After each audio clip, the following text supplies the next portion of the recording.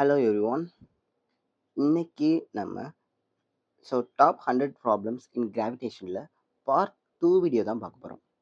So இந்த வீடியோலையும் நம்ம 2 ப்ராப்ளம்ஸ் பார்க்க போகிறோம். ஸோ இந்த 2 ப்ராப்ளமும் நீட்டில் கேட்ட ஒரு கொஸ்டின்ஸ் தான். ஸோ இதே மாதிரி மாடல் கொஸ்டின்ஸும் நீட்டில் கேட்டிருக்காங்க.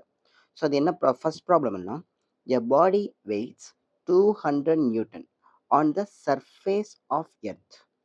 Then how much it weight halfway down to the surface of the earth. அதாவது எர்த்தோட சர்ஃபேஸ்ல இருந்து நீங்க எக்ஸாக்டா depth is equals to R/2. அதாவது எர்த்தோட சர்ஃபேஸ்ல இருந்து நீங்க குழி தோண்டிக்கிட்டே போனீங்கன்னா எக்ஸாக்டா R/2 டிஸ்டன்ஸ் தள்ளி போகும்போது அங்க வெயிட் என்ன, இதான் கொஸ்டின்ல கேட்டிருக்காங்க. ஸோ அதுக்கு முதல்ல நமக்கு எர்த்தோட சர்ஃபேஸ்ல இருக்கும்போது வெயிட்டோட ஃபார்முலா தெரியணும். ஓகே. ஸோ இப்போ இதான் எர்த்தோட சர்ஃபேஸ், இதான் என்னோட எர்த் அப்படின்னா, ஸோ எர்த்தோட சர்ஃபேஸ் அப்படின்றது எர்த்தோட சென்டர்ல இருந்து சம்திங் ஆர் டிஸ்டன்ஸ், அதாவது ஆர் அப்படின்றது radius of the earth. So r distance தள்ளி இருக்குமா? ஸோ அப்போ எனக்கு ஆர் டிஸ்டன்ஸ் தள்ளி இருந்தால் அது எர்த்தோட சர்ஃபேஸ். ஸோ இங்கே ஒரு பாடி ஆஃப் மாஸ் எம் இருக்குது அப்படின்னா, இந்த இடத்துல இதோட வெயிட்டு எனக்கு டபிள்யூ இஸ் ஈக்குவல்ஸ் டு எம்ஜின்னு சொல்லுவோம். கரெக்டா? அதாவது mass of the body times ஜின்றது எர்த்தோட சர்ஃபேஸில் அதோட ஆக்சிலரேஷன் டியூ டு கிராவிட்டி. ஆனால் நம்ம எப்போ எர்த்தோட சர்ஃபேஸ்லேருந்து கொஞ்சம் கீழே இறங்கி போகிறோமோ அப்போ எல்லாம் என்ன ஆகும் அப்படின்னா நமக்கு வெயிட்டு கம்மியாகும். ஸோ ரீசன் என்னது? இப்போ ஃபார் எக்ஸாம்பிளுக்கு நான் எர்த்தோட சர்ஃபேஸ்லேருந்து ஒரு டி டிஸ்டன்ஸ் கீழே வரதை நான் அசியூம் பண்ணிக்கிறேன். அப்போ டி டிஸ்டன்ஸ் தள்ளி இந்த இடத்துல தான் என்னோட மாஸ் இருக்குது. அப்போ இந்த இடத்துல என்னோட வெயிட் அப்படின்றது, அதாவது weight at depth d is equals to mass of the body times g value at that depth. அந்த டெப்த்தில் ஜி வேல்யூ என்னவோ அதை தான் நம்ம எழுதுவோம். ஸோ அதுக்கு முதல்ல நமக்கு ஜியோட ஃபார்முலா தெரியணும். ஸோ எனக்கு தெரிஞ்சது ஜியோட ஃபார்முலா, எனக்கு g is equals to small capital g, so mass of the earth divided by radius of the earth the whole square. So இந்த ஃபார்முலா யூஸ் பண்ணோம் அப்படின்னா எனக்கு கண்டிப்பாக ரேடியஸ், இட் மீன்ஸ் என்ன அர்த்தம், அந்த பாடி என்ன இருக்கணும், சர்ஃபேஸில் இருந்தால் மட்டும்தான் ஜி வேல்யூவை நான் இது எடுக்க முடியாது. இதோட value 9.8 metre per second square. அது எர்த்தோட சர்ஃபேஸில் இருக்கும்போது மட்டும்தான் ஜி வேல்யூ 9.8. ஆனால் எர்த்தோட சர்ஃபேஸை விட்டு கீழே போகும்போது என்ன ஆகும்னா நமக்கு ஜி வேல்யூ என்ன ஆகும், கம்மியாகும். அப்போது நான் சம்ஹவ் இந்த இடத்துல சம் டெப்த் வரும்போது அந்த இடத்துல ஜி வேல்யூ கேட்டால் அதுக்கு நான் ஜிடின்னு பேர். ஸோ அந்த கேபிட்டல் ஜி அப்படியே தான் இருக்கும். ஆனால் இந்த மாஸ் சம்திங் எம் டேஷ்னு ஆயிரும். இந்த ஆர் அப்படின்றது இங்கிருந்து இது வரைக்கும் உள்ள டிஸ்டன்ஸ். ஸோ எனக்கு சர்ஃபேஸ்லேருந்து இந்த மாஸ் இருக்கிற இடம் டி அப்படின்னா, அப்போ சென்டர்லேருந்து அந்த மாஸ் இருக்கிற இடத்த நான் டி மைனஸ் சாரி ஸோ நான் அது எப்படி சொல்லலாம், ஆர் மைனஸ் டின்னு சொல்லலாமா? ஸோ அப்போ எனக்கு அது கேபிட்டல் ஆர் மைனஸ் டி டிஸ்டன்ஸில் சென்டர்லேருந்து தள்ளியிருக்கு. அப்போ எனக்கு இந்த இடத்துல நான் சென்டர்லேருந்து எவ்வளோ தூரம் தள்ளியிருக்கோ அந்த டிஸ்டன்ஸ் தான் போடணும். அப்போ r minus D the whole square போடலாமா? இந்த எம் டேஷ் அப்படின்றது என்னன்னா, இப்போ நீ எந்த இடத்துல நீ கண்டுபிடிக்கிறியோ, எதை ஜி வேல்யூ கண்டுபிடிக்கிறியோ அந்த இடத்துல வரக்கூடிய அந்த பிளேஸை சுற்றி ஒரு சர்க்கிள் போட்டுக்கோங்க. ஸோ அந்த சர்க்கிள் போட்டால் அந்த சர்க்கிள்குள்ளே என்க்ளோஸ் ஆகக்கூடிய மாசத்துக்குள்ள, ஸோ அதுதான் நம்மளோட, ஸோ அந்த சர்க்கிள்குள்ளே என்க்ளோஸ் ஆகக்கூடிய அந்த மாசத்தை நமக்கு எம் டேஷ்னு சொல்லுவோம். ஸோ இந்த ரீஜனுக்குள்ளே வரதான் எம் டேஷ். ஸோ அப்போ முதல்ல அந்த எம் டேஷை நம்ம கண்டுபிடிக்கணும். அந்த எம் டேஷை கண்டுபிடிச்சாதான் இந்த ஃபார்முலாவில் உள்ள சப்ஸ்டியூட் பண்ணி g value at some depth d கண்டுபிடிக்க முடியும். ஓகே. ஸோ அந்த எம் டேஷ் கண்டுபிடிக்கிறதுக்கு ரொம்ப ஈஸி தான். ஸோ நமக்கு எப்படி பார்த்தாலும் அந்த குட்டி எலமெண்டல் மாஸ்க்கும் அந்த பெரிய எர்த்துக்கும் டென்சிட்டி சேம் தானே நமக்கு. அப்போ எனக்கு density of earth is equals to density of that small m dash. So எனக்கு ஸ்மால் எலமெண்டல் மாஸ்னு எழுது. ஸோ ரெண்டுக்குமே டென்சிட்டி நமக்கு சேமாக தான் இருக்கும். அப்போ எனக்கு டென்சிட்டி ஆஃப் எர்த்துன்றது ஒரு ஸ்பியர் ஷேப்பில் இருக்குது. அப்போ டென்சிட்டின்றதை நான் mass divide by volume of the sphere 4/3 pi into அதோட ரேடியஸ் ஆர் கியூப் போட்டுலாமா? ஸோ நெக்ஸ்ட்டு ஸோ இந்த ஸ்மால் எலமெண்டல் மாஸ் அதை நான் எம் டேஷ்னு வச்சுக்கிறேன். ஸோ அதுக்கூட ரேடியஸ் ஆர் மைனஸ் டி தானே. அப்போ அதோட volume formula 4/3 pi into r minus d the whole cube ஆயிருமா? ஸோ கேன்சல் பண்ண வேண்டியதெல்லாம் பண்ணிடலாம். எனக்கு இந்த 4/3 பை 4/3 பை எல்லாம் கேன்சல் ஆயிரும்.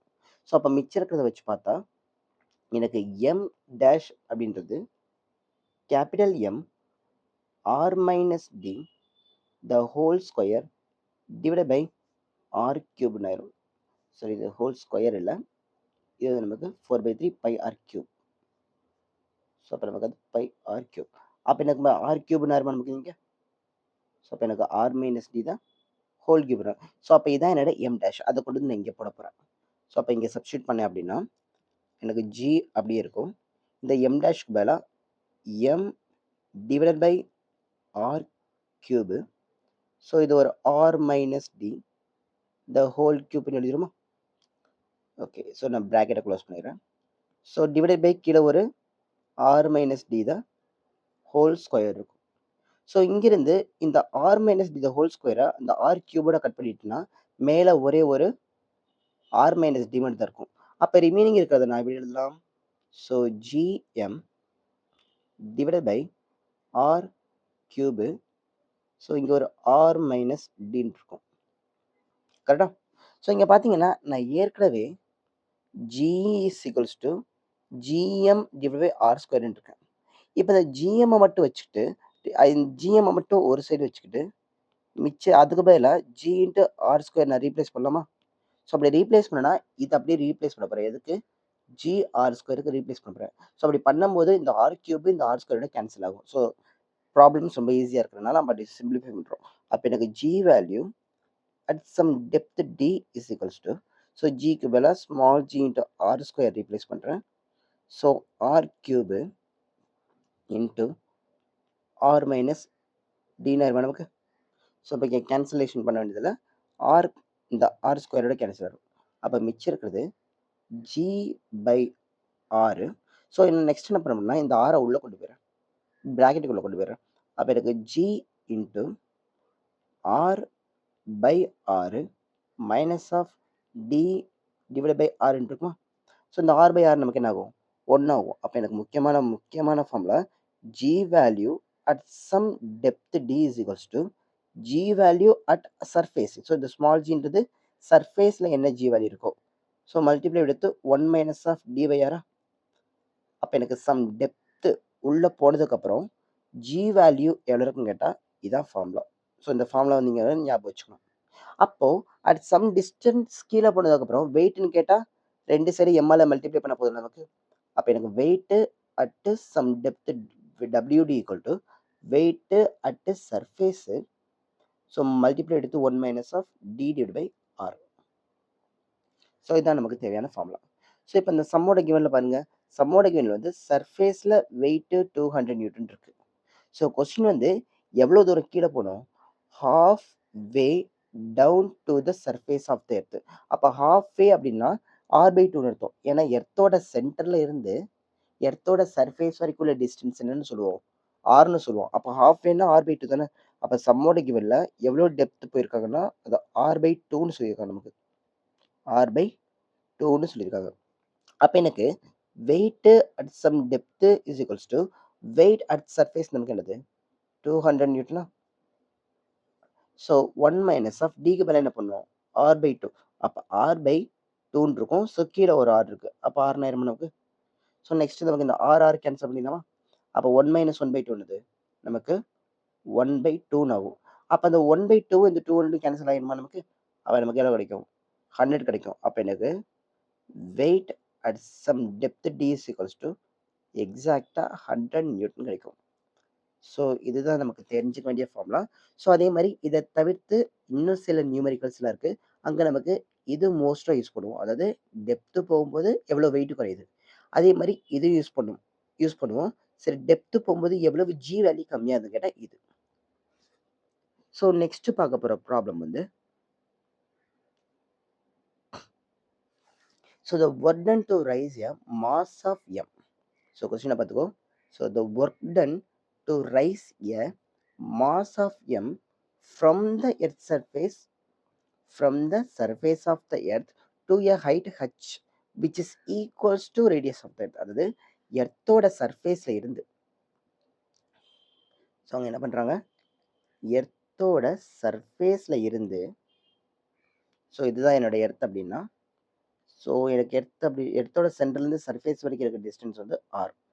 ஸோ எர்த்தோட சர்ஃபேஸ்லேருந்து ஒரு பாடி ஆஃப் மாஸ் ஸ்மால் எம்மை இங்கிருந்து சம் ஹச் அப்படிங்கிற டிஸ்டன்ஸ் மேலே தூக்கி வைக்கிறாங்க.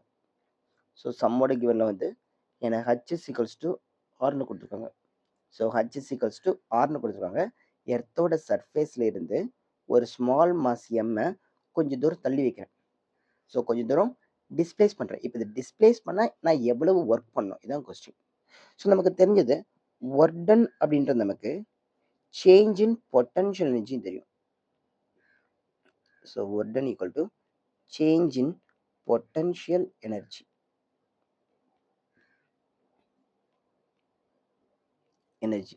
ஸோ அப்போ சேஞ்ச் இன் பொட்டன்ஷியல் எனர்ஜினா final potential energy minus of initial potential. இதான் நமக்கு ஃபார்முலா. ஓகே. ஸோ அப்போ அந்த முதல்ல நமக்கு பொட்டன்ஷியல் எனர்ஜியோட ஃபார்முலா எனக்கு தெரியணும். ஸோ பொட்டன்ஷியல் எனர்ஜியோட ஃபார்முலா வந்து மைனஸ் ஆஃப், ஸோ நான் இங்கே எழுதுறேன், இங்கே உள்ள இனிஷியல் பொட்டன்ஷியல் எனர்ஜின்றது minus of G capital M small M divide by எர்த்தோட சென்டர்லேருந்து எவ்வளோ தூரம் தள்ளி இருக்குது, அது நமக்கு ஆறா. ஸோ அதே மாதிரி final potential energy U final அப்படின்றது minus of capital G capital M small M divide by எர்த்தோட சென்டர்லேருந்து எவ்வளோ தூரம் தள்ளி இருக்கு, ஆர் ப்ளஸ் ஹச் டிஸ்டன்ஸ் தள்ளி இருக்கா. ஸோ அப்போ இதுதான் நமக்கு you initial and you final. So அப்போ இங்கிருந்து நம்ம வந்து இந்த ஃபார்முலாவில் டைரெக்டாக சப்ஸ்டியூட் பண்ண போகிறோம். அப்போ எனக்கு work done is equals to, so நமக்கு U final minus U initial, U final நமக்கு என்னது minus of G capital M small M divide by R plus ஹச்ன்னு இருக்கும். ஸோ ஃபார்முலாவில் ஒரு மைனஸ் வரும், இங்கே யூ இனிஷியலில் ஒரு மைனஸ் இருக்குது, அப்போ ரெண்டு சேர்ந்து ப்ளஸ் ஆயிருமா நமக்கு. ஸோ ப்ளஸ் ஆயிடுச்சுன்னா G capital M small M divide by capital ஆர்னு ஆயிரும். ஸோ இப்போ இங்கிருந்து நான் ஜிஎம்மை காமனாக வெளில எடுத்துகிட்டு இந்த டேர்மை முன்னாடி எழுதுறேன், இந்த டேர்மை பின்னாடி எழுதுறேன், ஏன்னா இது பாசிட்டிவில் இருக்குல்ல அதனால. அப்போ எனக்கு இங்கிருந்து ஜி கேபிட்டல் எம் ஸ்மால் எம்மை நான் காமனாக வெளில எடுத்துட்டேன். ஸோ உள்ள அப்போ என்ன இருக்குன்னா 1/r minus of 1/r plus ஹச்ன்னு இருக்கும். ஸோ நெக்ஸ்ட் என்ன பண்ண போனால் இந்த ஜிஎம் இருக்குல்ல, அதை நான் small g into r square replace பண்ணலாம் சொல்லியிருக்கல. அப்போ ஜிஎம்மை நான் ஸ்மால் ஜி ஆர் ஸ்கொயருக்கு ரீப்ளேஸ் பண்ணிவிட்டு இந்த ஸ்மால் எம் அப்படி எழுதிட்டேன். ஸோ இப்போ உள்ளே இருக்கிற ப்ராக்கெட்டுக்குள்ளே இருக்கிற டேர்ம்ஸ்க்கு எல்சிஎம் எடுக்க போகிறேன். ஸோ எல்சிஎம் எடுத்தால் கீழே R multiplied with R plus ஹச்னா மேலே என்ன இருக்கும், இங்கே ஒரு ஆர் ப்ளஸ் ஹச் வரும், இங்கே ஒரு ஸ்மால் ஆர் வரும். அப்போ எனக்கு r plus h minus of capital r வரும். இந்த மாதிரி எழுதிடலாமா. ஸோ நெக்ஸ்ட்டு இந்த கேபிட்டல் ஆரையும் இந்த மைனஸ் ஆரையும் கேன்சல் பண்ணிக்கிறேன். ஸோ ரிமைனிங் இருக்கிறதா எழுதிக்கிறேன். ஸோ ரிமைனிங் நமக்கு என்ன இருக்குது, m g r square into h இந்த மாதிரி இருக்க மேலே. ஸோ மேலே என்ன பண்ணுறேன்னா, கீழே என்ன பண்ணுறேன்னா, இங்கேருந்து ஒரு ஆரை காமனாக வெளில எடுக்கிறேன். அப்போ ஒரு ஆறு காமனாக வெளில இருக்கும்போது இது கூட ஒரு சேர்ந்து என்ன ஆகும், ஆர் ஸ்கொயராக மாறும். அப்போ எனக்கு ஆர் ஸ்கொயரு இது 1 ப்ளஸ்ஸு இங்கே ஆர் இல்லைனால நான் h/rன்னு எழுதிக்கிறேன்.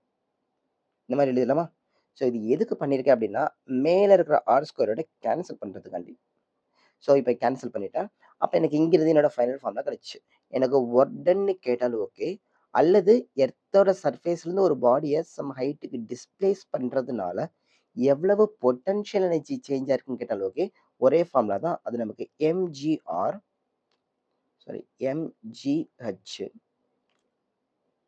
Divide by 1 plus h/r.